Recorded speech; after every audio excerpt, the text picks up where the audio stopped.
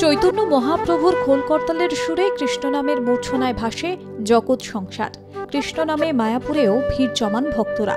শুধু মায়াপুর কেন, গ্রাম বাংলার মেঠো পথেও ভেসে বেড়াতো সেই সুর। ভোর হতেই পাখিদের কলতান, মৃদুমন্দ হাওয়া আর ভোরের স্নিগ্ধ আলোয় কানে ভেসে আসে রাই জাগো রাই কিংবা হরে কৃষ্ণ নাম।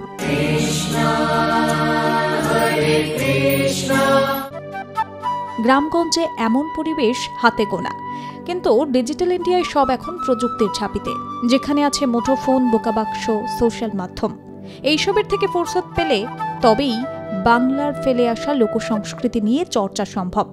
আর সংস্কৃতি নিয়ে চর্চার খামতির কারণেই অভাব অনটন নদিয়ার খোল গ্রামে। নদিয়ার হাঁসখালি, কৃষ্ণনগর, বগুলা, নবদ্বীপে বহু পরিবার খোল তৈরির সঙ্গে যুক্ত। প্রজন্মের পর প্রজন্ম খোল তৈরি করেন বহু শিল্পী।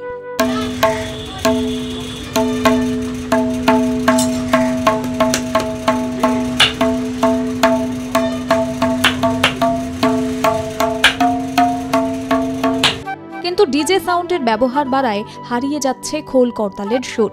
বগুলা এবং কৃষ্ণনগরে একসময় ডজনখানেক পরিবার খোল তৈরি করে জীবিকা নির্বাহ করত, কিন্তু এখন তারাই পেট চালাতে পেশা বদল করে ফেলেছে।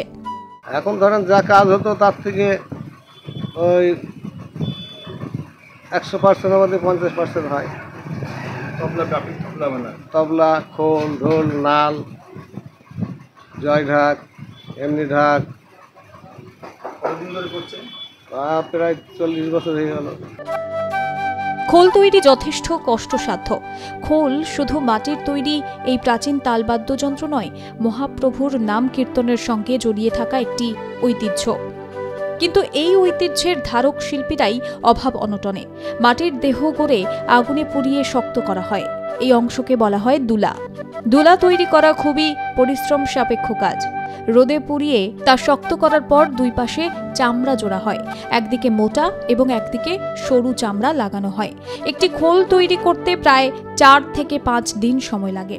খোল নির্মাতার দাবি, আগে বছরে 50 থেকে 60টা অর্ডার আসত, এখন মাসে 1টা থেকে 2টো পেলেই ভাগ্য ভালো বলে মনে করেন খোল নির্মাতারা।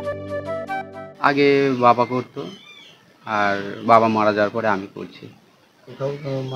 আমি এখন লালবাজারে মাল দিই, কলকাতা। বাবার ছিল ছোট দোকান, ছিল কলকাতা বউবাজারে, ভাড়া ছিল দোকানটা। এখন ওই মালের চাহিদাটা কেমন? খুবই নর্মাল, আগের মতন, মানে ভালোও না কমও না, চলে যায় আর কি। এমনিতেই দুর্মূল্য বাজারে বেড়েছে খোল তৈরির উপকরণের দাম। চামড়া পাওয়াও দুষ্কর, অথচ খরচ করে বানিয়েও দাম বাড়ানো যায় না খোলের। বর্তমানে একটা খোলের দাম 1200 থেকে 1500 টাকা। বানাতেও খরচা প্রায় সমান। যা আয় হয় তা দিয়ে সংসার চালানোই দায়। তাই অনেকেই পেশা বদল করে নিয়েছেন। যারা রয়েছেন তারা উপায় না দেখেই রয়ে গিয়েছেন আর কি। সকাল থেকে সারা দুপুর কিংবা সন্ধে এই সমস্ত গ্রামে এক মনে খোল তৈরি করে যান শিল্পীরা। আশায় থাকেন দিন বদলের, কিন্তু ডিজিটালের কোলাহলে সব আশা যেন দিকভ্রষ্ট। শিল্প টিকিয়ে রাখার জন্যও কোনো সরকারি উদ্যোগও নেই। যতটুকু রয়েছে তা শুধু খোল নির্মাতাদের উদ্যোগে। একটা জিনিস ভেবে দেখুন তো, সমাজ এগোচ্ছে নবপ্রজন্ম, কিন্তু কোথাও গিয়ে আলগা হচ্ছে শিকড়ের টান, বাংলা সংস্কৃতির শিকড়ের টান। প্রাচীন লোকগীতি, লোকসংস্কৃতি সবেতেই পড়ছে ধুলোর চাদর।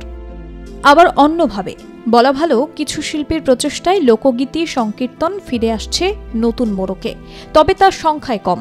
নদিয়ার খোল নির্মাতা তাই আশঙ্কায় রয়েছে।